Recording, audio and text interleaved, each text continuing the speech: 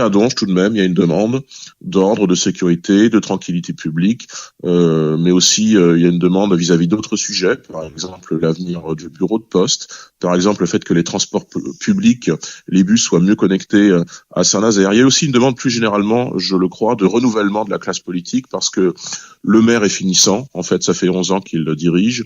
Il ne se représente, il se représente pas, mais en même temps, il laisse la mairie à un de ses anciens opposants. Il y a une demande de démocratie locale, de transparence, de changement, de concertation citoyenne.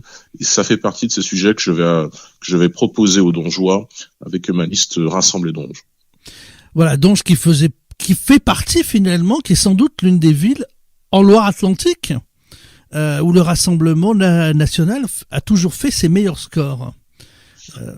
Oui, ça dépendait des époques. Ça a longtemps été Montoire de Bretagne, ça a parfois été Donge. Trignac n'est pas très loin non plus.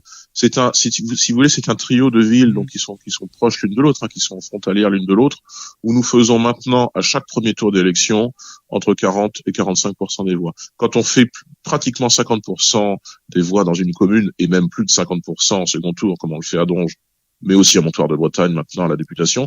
Quand on fait ce type de score, ce niveau de score, il faut s'intéresser à ces communes encore plus si vous voulez. Et j'aurais trouvé personnellement étrange et dommage que sur au moins une de ces communes, nous n'ayons pas une présence plus active, d'où le projet de liste que je défends en vue de l'élection municipale des 15 et 22 mars.